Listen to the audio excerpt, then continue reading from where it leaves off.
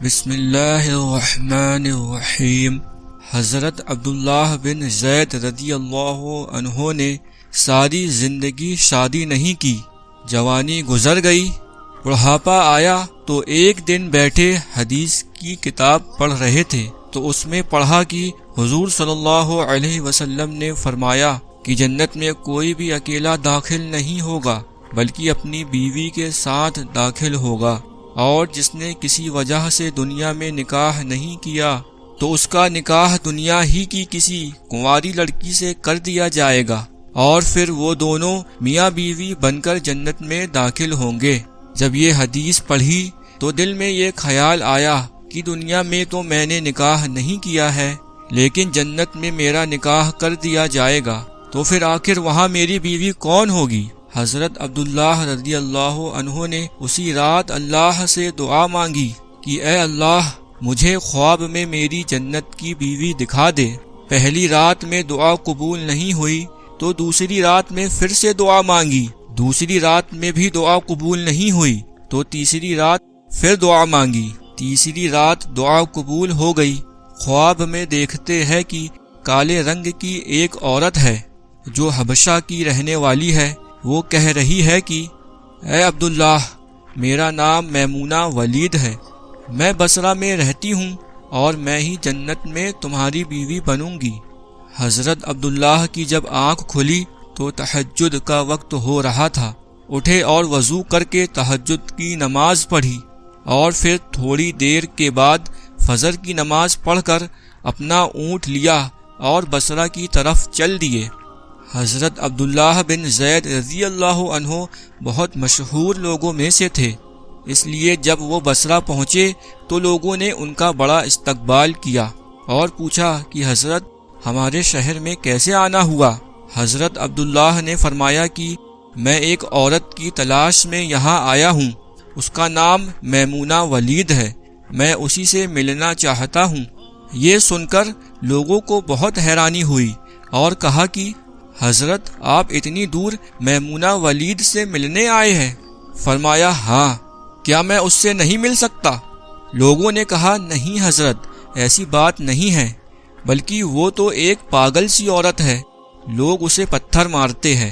حضرت عبداللہ نے پوچھا کہ پتھر کیوں مارتے ہیں؟ لوگوں نے بتایا کہ حضرت وہ عورت عجیب عجیب حرکتیں کرتی ہے، اگر کسی کو پریشان اور روتا دیکھے تو اس کے پاس کھڑے ہو کر ہنسنے لگتی ہے، اور اگر کسی کو ہنستا ہوا دیکھے تو اس کے پاس کھڑے ہو کر رونے لگتی ہے۔ وہ کچھ پیسے لے کر محلے والوں کی بکریاں چراتی ہے، آج بھی وہ جنگل کی طرف بکریاں چرانے گئی ہوئی ہے اور شام کو عصر کی نماز کے بعد واپس آ جائے گی، آپ تب تک آرام فرمائیے۔ حضرت عبداللہ نے کہا مجھے ابھی اسی وقت اس سے ملنا ہے، آپ لوگ مجھے جنگل کا راستہ بتا دیجئے۔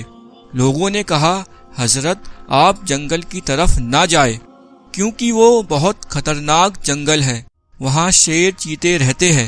لیکن حضرت عبداللہ نے کہا کہ تم لوگ مجھے صرف راستہ بتا دو، مجھے ابھی میمونہ سے ملنا ہے۔ راستہ معلوم کر کے حضرت عبداللہ جنگل کی طرف چل دیے۔ حضرت عبداللہ فرماتے ہیں کہ حقیقت میں یہ جنگل بہت خوفناک تھا، قدم قدم پر خونخوار جانور ملتے تھے۔ میں تو حیران تھا کہ اس عورت کی بکریوں کو ان جانوروں نے ابھی تک کھایا کیوں نہیں۔ اس جنگل میں بہت سے خونخوار جانور ہیں کہ اگر وہ سب مل کر ایک ساتھ اس عورت کی بکریوں پر حملہ کر دے تو وہ بیچاری اکیلی عورت اس گھنے جنگل میں کیا کر پائے گی۔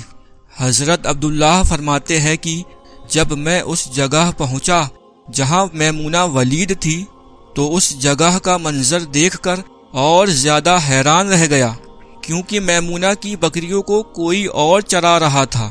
میمونہ خود بکریاں نہیں چرا رہی تھی، بلکہ وہ تو اس خوفناک جنگل میں مصلی بچھا کر نمازیں پڑھ رہی تھی۔ میں یہ منظر دیکھ کر حیران رہ گیا کہ آخر ان بکریوں کو پھر کون چرا رہا ہے، کیونکہ بکریاں کبھی ایک جگہ پر نہیں رکتی، وہ کبھی ادھر بھاگتی ہیں اور کبھی ادھر بھاگتی۔ حضرت عبداللہ فرماتے ہیں کہ میں نے دیکھا حضرت میمونہ تو نماز پڑھ رہی ہیں اور وہاں موجود کچھ شیر چیتے ان کی بکریوں کو چرا رہے ہیں اور ان بکریوں کو ادھر ادھر بھاگنے نہیں دے رہے ہیں۔ یہ منظر دیکھ کر میں تو حیران رہ گیا کہ آخر شیر چیتے اور بکریوں میں دوستی کیسے ہو گئی۔ شیر چیتے تو بکریوں کو دیکھتے ہی چیر پھاڑ کر کھا جاتے ہیں، لیکن آج یہاں کا منظر تو بالکل الگ تھا۔ اتنی دیر میں حضرت میمونہ نے نماز سے سلام پھیرا اور میری طرف دیکھتے ہوئے کہا، اے عبداللہ، ہمارا وعدہ تو جنت میں ملنے کا تھا، تم یہاں دنیا میں مجھ سے کیسے ملنے آ گئے؟ حضرت عبداللہ فرماتے ہیں، یہ سن کر مجھے اور زیادہ تعجب ہوا کہ میمونہ کے ساتھ میری یہ پہلی ملاقات تھی، تو آخر اسے میرا نام کیسے معلوم ہو گیا؟ میں نے حضرت میمونہ سے پوچھا کہ آخر تمہیں میرا نام کیسے معلوم ہوا؟ تو انہوں نے فرمایا، اے عبداللہ، جس رب نے تمہیں رات میں میرے بارے میں بتایا تھا، اسی رب نے مجھے بھی رات میں تمہارے بارے میں بتایا ہے کہ تم جنت میں میرے شوہر بنو گے۔ پھر میں نے حضرت میمونہ سے پوچھا کہ آخر یہ تو بتاؤ کہ ان شیر چیتے اور بکریوں میں دوستی کیسے ہو گئی؟ شیر چیتے تو بکریوں کے بہت بڑے دشمن ہوتے ہیں اور انہیں دیکھتے ہی چیر پھاڑ کر کھا جاتے ہیں، لیکن یہاں کا منظر تو بالکل الگ ہے کہ یہ شیر چیتے ہی ان بکریوں کے رکھوالے بنے ہوئے ہیں۔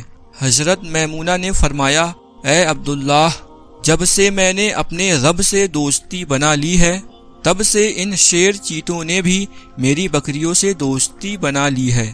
اب یہ میری بکریوں کو کوئی نقصان نہیں پہنچاتے۔